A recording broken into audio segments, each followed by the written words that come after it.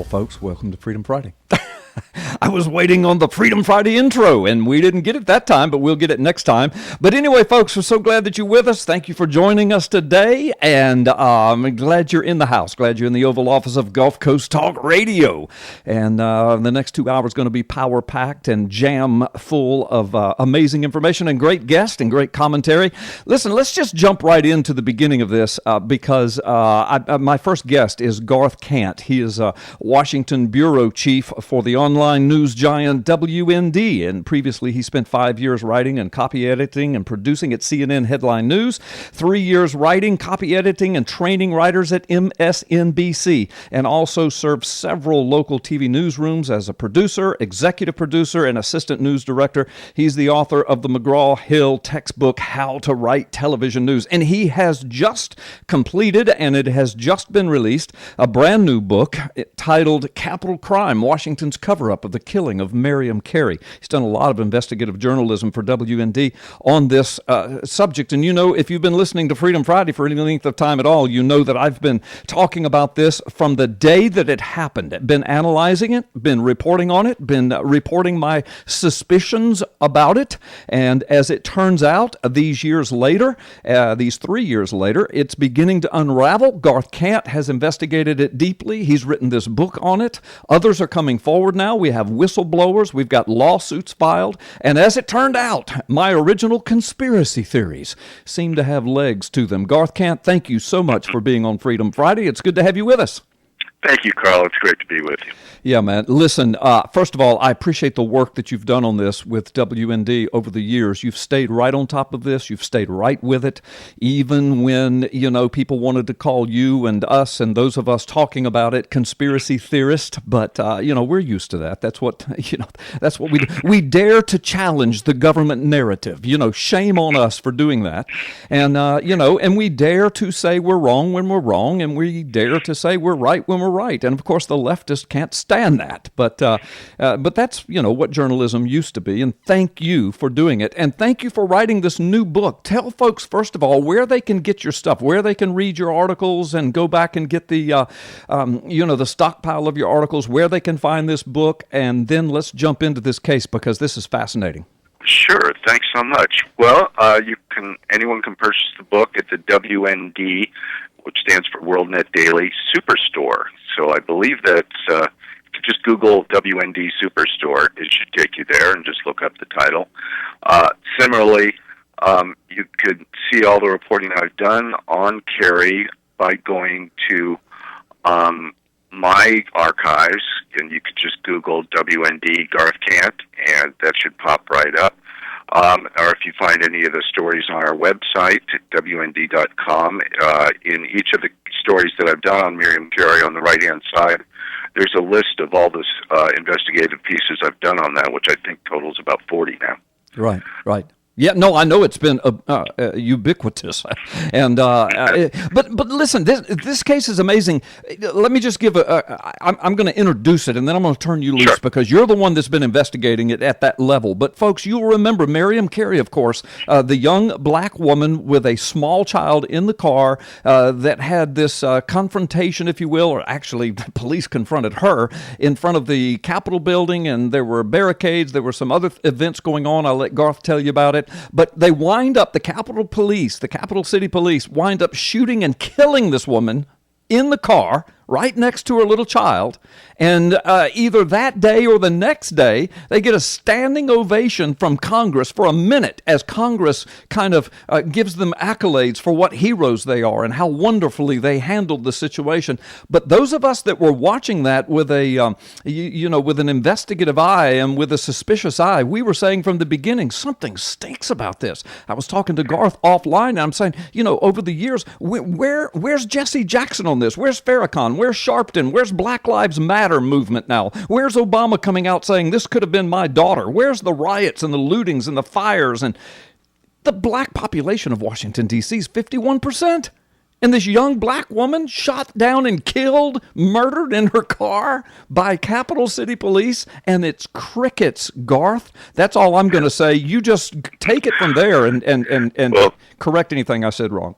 No, we can get into all that. Why don't I cover some more of the basics? Yes. Which is that this was an unarmed woman who was shot in the back fatally, and the official the official explanation was that they shot her in self-defense. Yeah. There were no charges filed against any of the officers. The Department of Justice came out on July 2014. They didn't present any evidence. They just said there was insufficient evidence to charge the officers. However, they didn't mention that she had committed any crimes. They never accused her of committing any crimes other than traffic violations. What happened is that on October 3rd, 2013, she strapped her 13-month-old daughter into the back of the car and drove from her home in Stamford, Connecticut, to Washington, D.C. Nobody knows why, but it seems evident she was just being a tourist. It was a beautiful day in the lower 70s, just wisps of clouds. It was just a picture postcard perfect. Yeah. So she drove up somehow to a White House guard post at 15th and East Streets. And by all appearances, it was a mistake, because the only thing she did when she got there was immediately make a U-turn to try to leave. Right. Now, the Secret Service officers, and by the way, it was both Secret Service officers, Uniform Division, and Capitol Police who ended up killing her. Mm-hmm. So when she drove up there, apparently Secret Service wasn't manning the post. They seemed to be asleep at the wheel or something, because she just drove right by this little guard shack. And since there was a fence in front of her, it must have been obvious to her she'd made a wrong turn, because she immediately made a U-turn and tried to leave. Well, it's a crime to try and enter White House grounds, but it's not a crime to try and leave. And that's all she did, was try to leave. Mm-hmm. The police and the media reported that she'd rammed a White House barricade and hit an officer. Right. The police had even originally said at the first press conference that shots had potentially been fired at the White House. Now, none of that was true. What happened is, as she tried to leave, an off-duty Secret Service officer who had a cooler under his arm, was wearing shorts and a T-shirt, happened to see the guys at the post banging on her car as she was trying to leave.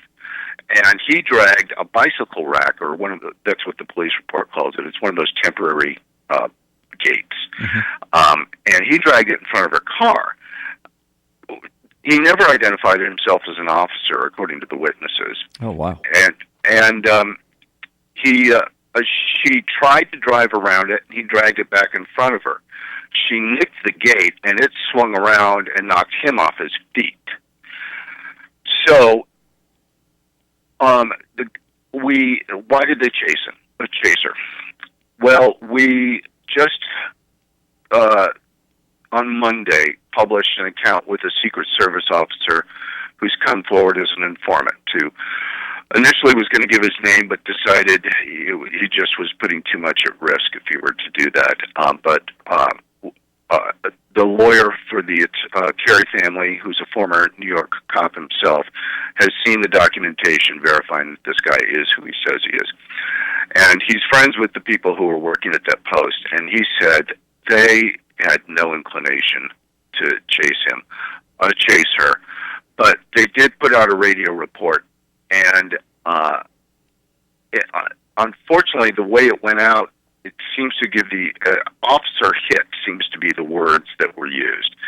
And that gives the impression that she had struck an officer, maliciously, that Sure. This was, and so I think there was miscommunication that seemed to play a large role in this. The guy who radioed in the report also is adamant that he said there was a child in the car, baby in the car. Mm-hmm. He was very upset the next morning at roll call when officers had claimed they had no idea there was a baby in the car when they shot it up from the back, just narrowly missing the child. So what happens is this radio report goes over, and there are other divisions patrolling in patrol cars, patrolling the White House perimeter. They hear this report, and they get all gung-ho, and they chase her. Mm-hmm. Pretty soon, there's a veritable squadron of cars chasing her, and she arrives at Garfield Circle. And she stops her car, and she's surrounded by police, but they do a really poor job of blocking her in. And they're drawing their guns. At this point, it is a little hard to understand why she didn't stop and just surrender. But, I'm sure she panicked when that unidentified guy dragged the gate in front of her car, and that's why she left. However, she did not leave at a high rate of speed, according to witnesses. In fact, she even stopped at a red light. Was the first thing she did, according to witnesses in the police report. Why she at Garfield Circle? She did drive up a little onto the sidewalk and then leave. They did a really bad job of blocking her in. Why she did, nobody knows. Nobody knows what her state of mind was. But nonetheless, cops said they shot at her out of fear for their lives. Right. They didn't start shooting until she was gone. Right. They shot at her from the back. Right. So if they're shooting in self-defense, they're shooting at someone who's already left. Right. They chase her up to another guard post where barricades are raised, across just a block across from the Supreme Court, in between the Hart Senate office building and the Supreme Court.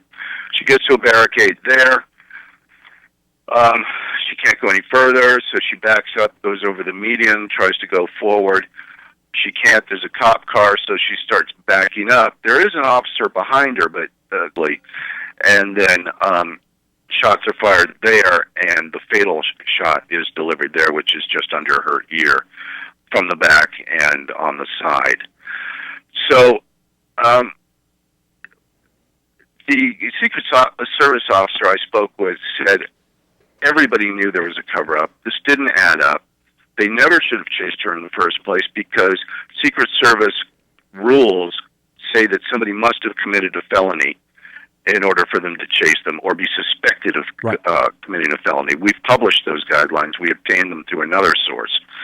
And so there was no legal justification for chasing her. So somebody should have been charged, it seems like. And the fact that the Department of Justice declined to is something we've been investigating. We're actually in court right now, represented by Judicial Watch, trying to get the evidence we need to bring the whole truth to light. Okay. Listen, Garth, we've got to take a quick time out. When we come back, there's so much more I want to ask you about this. I mean, Sure. We're going to talk about why you think, at this point in your investigation, and you've written this amazing book about it, why you think there was such a massive cover-up. I mean, the alternative is let's do an investigation, but apparently that was never done. So let's talk about that on the other side, okay? Sure. All right, folks, you're listening to Freedom Friday. You're in the Oval Office of Gulf Coast Talk Radio. Mallory Bardwell, my world-famous producer, will be back right after this time out. Don't go anywhere. Are you ready for this? For mature audiences only. And now, the Commander-in-Chief is back. Freedom Friday with Carl Gallups, the Oval Office of Gulf Coast Talk Radio. All right, welcome back, America. Welcome back to the Oval Office of Gulf Coast Talk Radio. My guest this afternoon is Garth Kant, and he is the Washington Bureau Chief for the online news giant WND, and he has just released a brand new book titled Capital Crime, Washington's Cover-Up of the Killing of Miriam Carey. And Garth, you've been reporting on this through WND for years. And what did you say, about probably 10 or 15 articles that you have done, investigative pieces on this so far? Actually, more like 40. Oh, my gosh. Okay. Well, okay. My boss is very, very personally invested in this. He felt much like you described your feelings about it when it initially happened. Yeah. It just didn't add up, and I Providence happened to be at the scene of the crime. Yeah, no. You were there? Yeah. Talk to us about that. I didn't know that, Sure. I don't think. I was there within minutes of it happening, of the shooting. I was covering a trial at federal court, the 3rd District, which is on Constitution, just below the Capitol Hill West Lawn. And I was just wrapping up my story, and I was in the cafeteria, and I looked out the window, and it's like every cop car in the world went flying by. And this was just 2 weeks after the Navy Yard shooting, and of course terrorism is the first thing your mind comes to. So Washington was already kind of on edge. So I did a quick search on my computer and saw there was one breaking news bulletin that said shots fired at Capitol Hill, and that was most likely taken from a police scanner. Local news would probably pick that up, and so I packed up, rushed out the door, and it was the police tape was just 2 blocks up the street at Louisiana and Constitution, and the first thing I saw was this mangled police cruiser, and then this truckload of soldiers with armed to the teeth drove by, and it's like, what's going on here? And I realized that police cruiser turned out to be one of the cars that was in pursuit and rammed into a barricade. Now, the DHS, which covers Capitol Police protocol for chases, say that they're not supposed to pursue if there's any kind of unsafe conditions. Well, obviously it was so unsafe they almost killed one of their own trying to chase a mother with a baby in the car who was posing no threat to anybody. But anyway, so I walked up to the scene as far as I could go. I knew I wouldn't get anything just by staring at the street, so I started walking towards the lawn and found an officer and asked what had happened, and he said, shots fired, suspect down. I said, killed? He said, down. That's all he knew. Wow. So I called that into my assignment editor, and then I found some witnesses, and they described seeing the chase at Garfield Circle, and I told my assignment editor about that, so we got some firsthand reporting from the scene immediately, and then there was a 2-hour wait for a press conference. Yeah. And that's where the police assured everybody it wasn't terrorism, but they didn't really have any idea what had happened. But, Garth, listen, so here we are, several years on the other side of it, and here's what we know, as you so beautifully laid out just a few moments ago before going to the break. So Miriam Carey, she simply turned down a wrong road, realized she was in a place she shouldn't be. She made a U-turn to try to leave that area. She did not ram a gate. She did not run over an officer. She didn't break any laws. She had some non-uniform guy in street clothes throwing a barricade in front of her car, probably freaked her out. She didn't break any laws. She was leaving the area where she realized she was in the wrong spot. And what did she get for it? She was shot in the back. She was killed right there with her baby in the car. And then officers later claimed they shot her in self-defense, and Congress gave them a standing ovation. Now, the question is, look, we know that these kinds of things can happen in the heat of the moment. Bad police work. Okay, we get it. But all these years later, where are the voices of the usual characters? Where's Jackson, Farrakhan, Sharpton, Black Lives Matter, etc.? Where is this? Where are the investigations? 51% black population, and nobody peeps about it? What could it be that would have made Jackson and Farrakhan and Sharpton, for example, keep their mouths shut? And where's Black Lives Matter? Do Black Lives really matter? How about a 22-year-old young black woman who was shot in the back? I mean, what's up with this? What do you think's going on, Garth? Well, I have my suspicions about the silence. I did contact a representative for Al Sharpton and another one for Jesse Jackson, like their personal assistants, and they both had the same reaction. They were like, oh, this is really interesting. Yeah, we've got to get into this. And Jackson's rep told me, look, yeah, he'll definitely want to talk about this. Send me some more information. I sent more information to both of them, and then never heard anything. I sent a couple of follow-up emails. They didn't get back to me. And my suspicion is this, is that when it's a local police department that kills somebody, they can be blamed, and you can ascribe whatever motives to them. In this case, it was the federal police officers. It was the people who protect Obama. It was the people who protect lawmakers. And to blame them for the killing of an innocent life might have been problematic for people such as Sharpton and Jackson, who themselves are somewhat allied with the administration. Black Lives Matter did send a representative to the third annual memorial that I attended the other day. And I asked where they've been, and she said, well, our chapter just started and we've only got 4 people. I said, okay, well, it's something that the major media dropped immediately once they found out it wasn't terrorism. Then they tried to say she was crazy, and yeah, I remember. She had postpartum depression and had even been hospitalized for it. Oh well, then she deserved to be killed. Yeah, so exactly. As the family attorney said, even if she were crazy, that would have been all the more reason not to kill her. Right. But she went through therapy for that and was fine, and had been fine for a long time. And coworkers just loved her. They said she was absolutely normal, and she loved everybody, and everybody loved her. So, once the media, first said she was a terrorist, then she said she was crazy. When all that proved not to be true, they just dropped it like a hot potato. Right.